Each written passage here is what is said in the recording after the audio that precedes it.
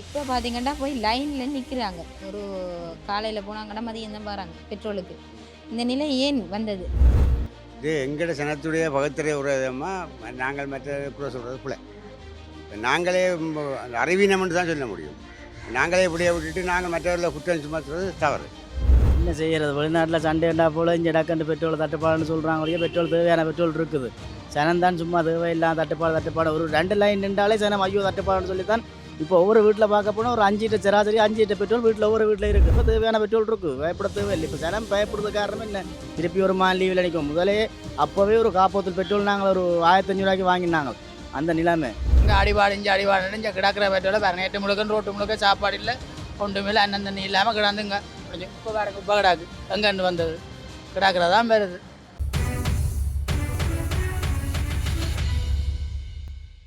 வணக்கம் ஐயா. வணக்கம். இப்போ பார்த்தீங்கண்டா ஐயா, காலையில் வளமையாக எல்லாரும் எழும்புனாங்கன்னு சொன்னால் மரக்கறி வாங்கத்தான் வாகனத்தை எடுத்து கொண்டு போவாங்க.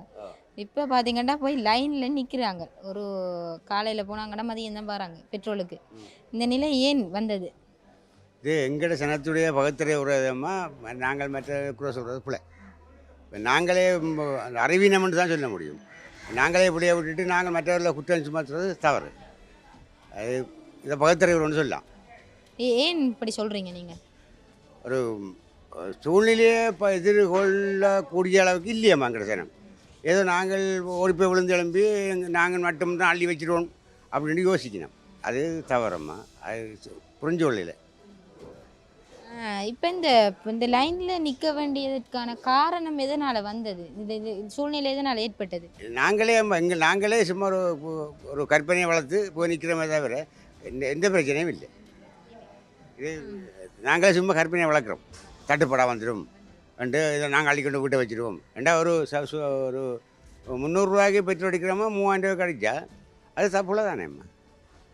இப்போ நீங்கள் 300 சராசரி 300 பெட்ரோல் அடிக்கொண்டு வைங்க. 300 பெட்ரோல் அடிச்சு நாங்கள் 3000 பெட்ரோல் அடிச்சு வீட்டுக்கு வச்சா இங்கே பெட்ரோல் இல்லாமல் போகும். டேங்கில் பெட்ரோல் இல்லாமல் போகும். அதான் வேறு எந்த பிரச்சனையும் இல்லை. தற்போதைய மாநகர சபைக்கு ஆட்சி அமைக்கிறாங்க. இந்த ஆட்சி அமைப்பில் தமிழரசு கட்சியும் இபிடிபியும் ஒன்றாக இணைந்து ஆட்சி அமைக்க போகிறேன்னு சொல்கிறாங்க. இதை பற்றி நீங்கள் என்ன நினைக்கிறீங்க? நாங்கள் அரசியல் ரீதியாக கதைக்கிறது புளையம்மா. என்ற அரசியல்ன்றது ஒரு சாக்கடை. இதில் இந்த அரசியல்வாதிகள் அதை விட சாக்கடை விளங்கலையம்மா. ஏதோ நாங்கள் போட் போட்டு விட்டுட்டோம். ஏதோ பொதுமக்கள்லாம் விசரன் பைத்தியாரன் தாங்கள் மட்டும்தான் சங்கட பதவி இருக்கணும், தங்களுக்கு வருமானம் பெறணும், அதுக்காக நாங்கள் என்ன வேண்டாலும் செய்கிறோம் என்று தான் இருக்கிறோமே தவிர மக்களுக்காகவோ நாட்டுக்காகவோ மண்ணுக்காகவோ எதுவுமே கிடையாது. அது பொய்யான கதை. அது என்ன காலம்ன்றா காலங்காலமாக நாங்கள் ஏமாற்றப்பட்டு கொண்டே இருக்கிறோம். அதுக்கு காரணம் தமிழன் சிங்களன் மட்டுமல்ல, தமிழனும் சேர்ந்து தான் செய்கிறோம். இப்போ இவங்க சொல்லியிருக்கிறாங்க, நாங்கள் ஒன்றாக இணைகிறதுக்கு மக்களுக்கு நன்மை செய்கிறதுக்காகத்தான் ஒன்றாக இணைந்திருக்கோம், அதுவும் கொள்கை ரீதியில் ஒன்றாக இணைந்திருக்கோம்னு சொல்கிறாங்க. 2 கட்சியில் கொள்கைகளும் வேறு வேறு. எவ்வாறு அந்த கொள்கை ரீதியில் அவங்க ஒன்றிணையலாம்? இது என்ன வேண்டாமா, நாங்கள் சொல்கிற கூட இருந்தாலுமம்மா, நாங்கள் எங்களுடைய வசதிக்கு, எங்களுடைய வருமானத்துக்கு, எங்களுடைய பதவிக்கு, எங்களுடைய சொகுசு வாழ்க்கைக்கு தான் நாம் உங்களுக்கு இப்படி சொல்கிறோமே தவிர எந்த காரணம் கொண்டு எவர் ஆட்சிக்கு வந்தாலும் தமிழனாக இருந்தாலும் சரி சிங்களம் இருந்தாலும் உங்களுக்கு எதுவுமே நடக்காது. அதை நான் கேரண்டி பண்ணி சொல்கிறோம். அப்படி ஒரு இருந்தாண்டா அது வேலை பிள்ளை நம்ம வேறு எவனும் கிடையாது. இனிமேலும் பெற போகிறதும் இல்லை. சும்மா நாங்கள் வந்தோமா இருந்தோமா போனோமான்ற மாதிரி. அப்போ எங்களோட தமிழ் மக்கள் நிலை இவ்வாறே தொடர்ந்து காணப்படும் நினைக்கிறீங்க? தொடரும். இது அப்படி ஒரு தலைவன் பெரும் வரைக்கும் இதே நிலை தான் எங்களுக்கு. தமிழன் எப்போவுமே செருப்பு தான். அதில் எந்த ஐயப்பாடும் இல்லை. நாங்கள் அப்படி நாங்கள் இந்த ஆதங்கம் நாங்கள் அவைய குறை சொல்கிறோம், எங்களுடைய ஆதங்கத்தை வெளிப்படுத்துகிறோமே தவிர வேறு எதுவுமே இல்லை. எதுவும் நடக்க போகிறதும் இல்லை. எதுவும் நடக்க போகிறது இல்லைம்மா. சும்மா நாங்கள் அங்கோட கூட்டமைப்பு செய்கிறோம், இங்கே செய்கிறோம், நாங்கள் அப்படி செய்வோம் இப்படி செய்ய மாட்டோம், சும்மா பொருட வேறுமே எதுவும் செய்ய போகிறது இல்லை. சும்மா இங்கே நாங்கள் அப்படி செய்வோம். நானம்மா ஏதாவது செய்யணும்னு நினைக்கிறவன் நான் செய்ய வேணும். அதை விட்டுட்டு ஏன் நீ அவர்கிட்ட போகணும், ஏன் அவர் உன்னிட்ட வரணும், தேவையில்லையே. சரி இது வேண்டாம், அப்படி வேண்டாம். நீங்கள் ஒரு எத்தனையோ மக்கள் உங்களை தெரிவு செய்துருக்காங்க, போட் பண்ணி அனுப்பியிருக்கிறாங்க.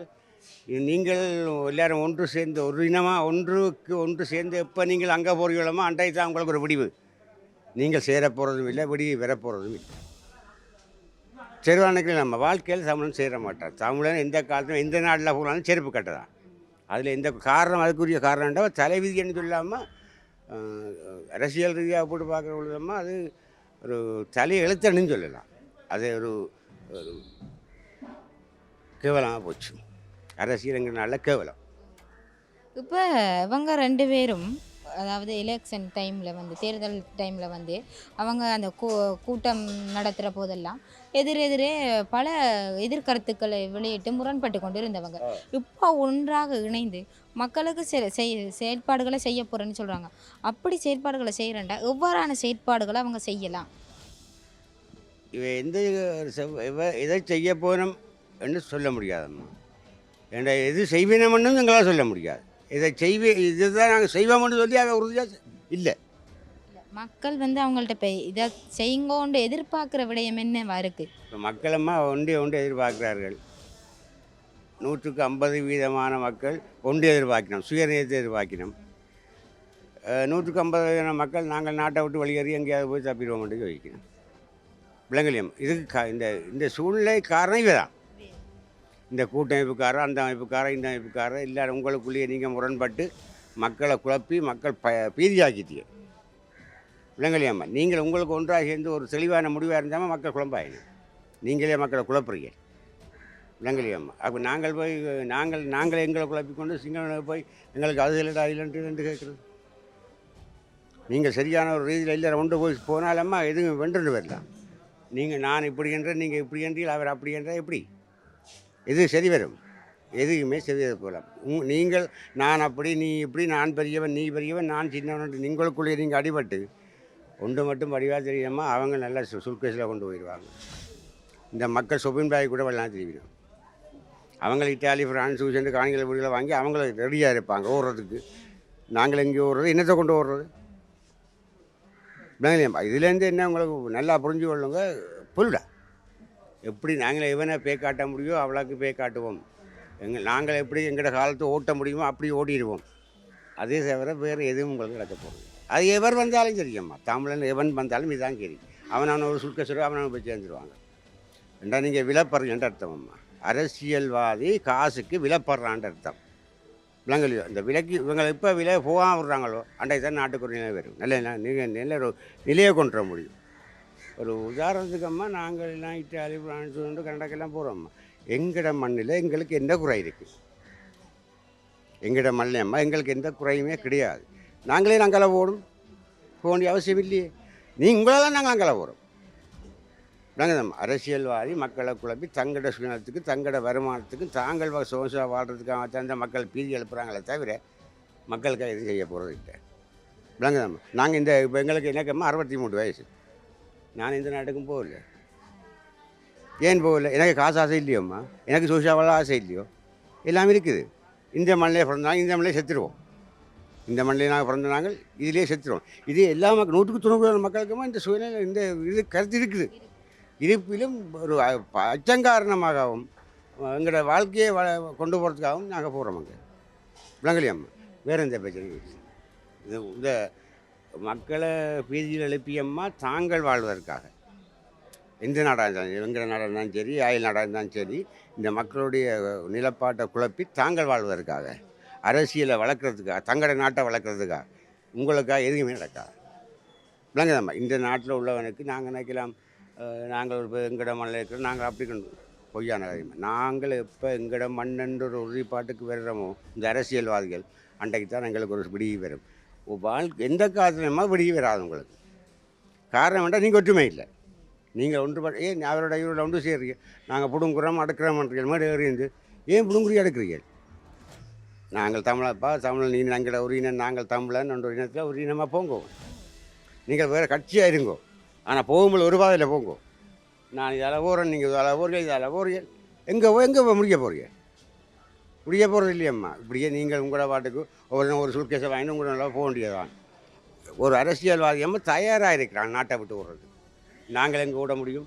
என்னத்தை கொண்டு ஓட முடியும்? எதுவுமே இல்லையம்மா. இல்லைங்க இல்லையம்மா. அப்போ இன்றைக்கு ஒன்று ஒரு பாதையில் போகணுமோ அண்டு வரைக்கும் இதே நிலை தான். வேறு எதுவுமே வர போகிறது இல்லை. அப்போ இப்போ இந்த தமிழ் மக்களுக்கு ஒரு இது நல்ல முடிவு கிடைக்கணுமெண்டா இந்த தமிழ் கட்சிகள் எல்லாம் ஒன்றா இணையணும்னு நினைக்கிறீங்க? ஒன்று போகணும்மா. தமிழன் கடைசி ஒன்று போக மாட்டான். ஆனால் ஒன்று போவானா இருந்தால் நாடு நான் கேட்க தேவையில்லை. நாடு தானாகவே பிரிஞ்சிடும். உங்களோட சுயநலம் உங்களோட இதெல்லாம் உங்களுக்கே வந்துடும். மானம் மரியாதை தன்மானம் சுய கௌரவம் எல்லாமே நீங்கள் இப்போ ஒரு 40 வருஷத்துக்கு முன்னே எப்படி வாழ்ந்தீங்களோமோ அந்த வாழ்க்கை நீங்களே கொண்டு வந்துடுவீர்கள். மற்றவன் தேவையில்லை. உங்கள் 40 வருஷத்துக்கு முன்னே 40 வருஷத்துக்கு முன்னே நீங்கள் எப்படி வாழ்ந்தீங்க, கௌரவமாக வந்தீங்களா நம்ம அரசியல் அப்பவும் இருந்தது. அப்பவும் ரோட்டு இருந்தது. அப்பவும் சார் ரோட்டு இருந்ததானேம்மா. அப்போ நாங்கள் வண்டில் மாலில் போனோம், குதிரையில் போனோம், சும்மா நார்மல் காரில் போனோம். அப்போல்லாம் இருந்ததானேம்மா. எல்லாமே இருந்தது. இல்லைன்னு சொல்கிறதுக்கு இல்லை. ஆனால் இந்திய சூழ்நிலையில் நாங்கள் ரோட்டு போடுறோம், செருப்பு கொடுத்துறாங்க, குடை கொடுத்துறாங்கன்னு சொல்லினவே தவிர ஒரு என்ன வச்சுனாம்மா, ஒரு உதாரணத்துக்கம்மா நாங்கள் செருப்பையும் கொடுத்து குடையையும் கொடுத்து 4 பிள்ளைகள் பள்ளிக்கூடத்துக்கு புத்தாத்தையும் கொடுத்து உங்களை பே காட்டுறோம். அதனுடைய பெருமதி எவ்வளவு? சும்மா சாதாரணமாக ஒரு 5 லட்சத்தை போடுங்க. மிகுதி எங்கே சொல்லுங்கம்மா.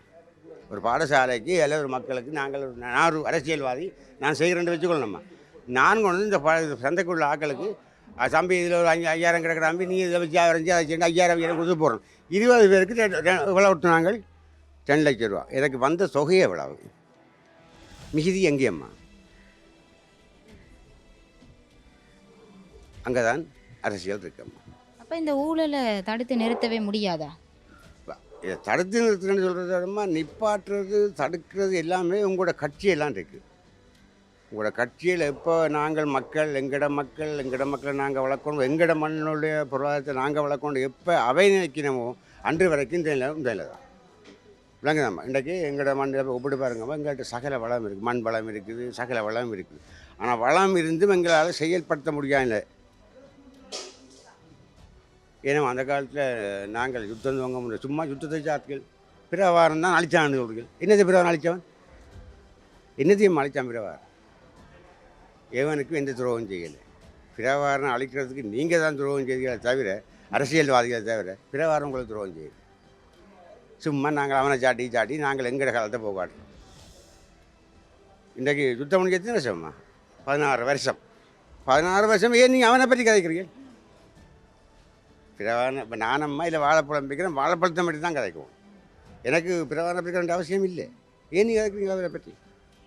அவனை பிடிச்சதான் இவனுக்கு பிடிச்சதான் நீங்கள் செய்ததை பழிக்கல் அவனை கொண்டு சுமத்துறீர்கள். இப்போ நான் என்ன குற்றம் செய்தோம்மா அதை உங்களை போடுறோம், நீங்கள் அவரில் போடுறோம். இப்படி மாறி மாறி உங்களோட குற்றங்களை சொல்லி கொண்டு இருக்கீங்களே தவிர அதை மறந்து கொண்டு போங்க. இந்த நீங்கள் செய்த குற்றங்களையுமா மறக்கிறோம், நாங்களும் விட்டுறோம். செய்யப்பா யுத்த காலத்தை இல்லை அழிஞ்சு போச்சு, நாங்களும் அழிஞ்சு போச்சுட்டு விட்டுடுறோம். இனி நீங்கள் சரியாக நடக்கலாம் தானேம்மா. நீங்களே சரியாக நடக்காம விட்டு பிறகு மற்றவனுக்கு குறை சொல்லி தவறம் முதல்ல.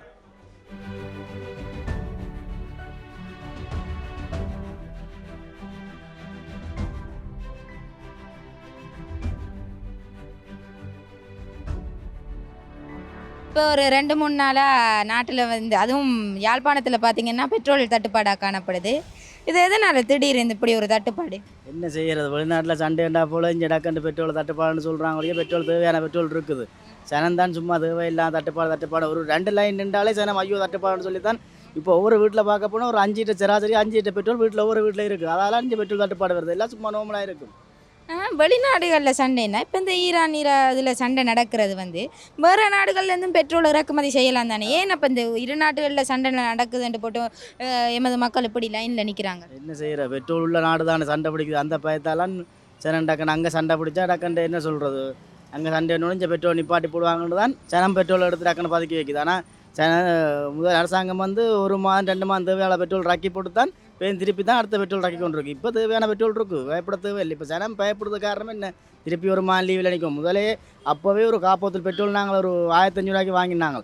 அந்த நிலைமை இப்போ சும்மா நோம்பலாக அடிக்கலாம், பிரச்சனை 4 ஆண்டுக்கெல்லாம் சரியாயிரும் பார்ப்போம்.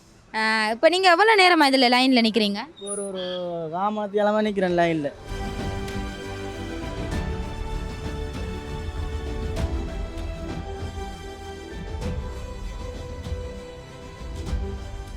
எங்கள் நாட்டில் பெட்ரோல் தட்டுப்பாடு இல்லை, பெட்ரோல் இருக்குது.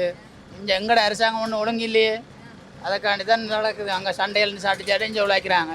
இப்போ அரசாங்க அதிபர் சொல்லியிருக்கிற போதிய அளவு பெட்ரோல் இருக்குண்டு, அப்படி இருக்குன்னு சொல்லியும் ஏன் இந்த சனங்கள் இப்படி நிற்குதுகள்? எங்களோட அரசாங்கம் உழைக்கிறதுக்கு தான் ஒரு அரசாங்கம் சொல்ல 2 3 அரசாங்கம் ஒரு அரசாங்கம் வாங்கி கொண்டாடுறது இல்லையே, நடத்தப்பட்டது எங்களே இல்லையே. எல்லாம் அப்பா மக்கள்லாம் யோசிச்சு பாருங்க, அங்கே அடிபாடு இங்கே கிடக்கிற பெட்ரோலை பாருங்க, 8 முழுக்க ரோட்டு முழுக்க சாப்பாடு இல்லை, ஒன்றுமே இல்லை, அண்ணன் தண்ணி இல்லாமல் கிடந்துங்க இப்போ பாருங்க, இப்போ கிடாக்கு எங்கேருந்து வந்தது கிடக்கிறதான் வருது. சரி, இப்போ அந்த 2 நாட்டிலையும் சண்டை நடக்குதுண்டா, வேறு நாட்டிலேருந்து பெட்ரோல் இறக்குமதி செய்யலாம் தானே? கட்டாரும் சைனாவில் தானே வர்றது, அங்கேருந்து வர இல்லை எங்களுக்கு பெட்ரோல். உண்மை தானே, எங்களுக்கு அங்கேருந்து வர ஈராக்கு எங்கேருந்து வர எங்களுக்கு சைனாவில் தான் வர்றது பெட்ரோல்.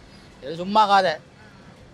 அப்போ இந்த ஒரு முதலைய தட்டுப்பாடு நிலை தானே இப்போ சனங்கள் இப்போ இப்படி ஒரு லைனில் நிற்குது?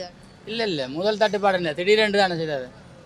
கிடக்கு பெட்ரோல் இருக்கு எல்லா இடம் கிடக்கு, சுண்ணாம அங்காலெல்லாம் போனால் சும்மா அடிச்சுட்டு வரலாம். இப்போ இந்தியாவில் தான் பதந்தியை போட்டு சும்மா ஜனங்கள் இருக்கிற காசையில் போட்டு எடுக்கிறாங்க. இந்த 20 டேங்கில் வந்தது வேற இல்லையே, கிடக்கிறது தான் இல்லைன்றாங்க, எடுக்கிறாங்க. உழைப்பு இப்போ மக்களோட பணங்களை வந்து சுரண்டுறதுக்காகத்தான் இப்படியான வழிகளை தேடுறாங்க. அரசாங்கத்திட்ட வருமதி இல்லை தானே. இப்போ பெட்ரோல் அடித்தா நல்ல வருமதம், கிடக்கிறத விற்கணும்னு நிற்கிறான். விலை 30 ரூபா விலை ஊட்டி எங்களை நாசமாக்கி. நன்றி அண்ணா. ஓகே.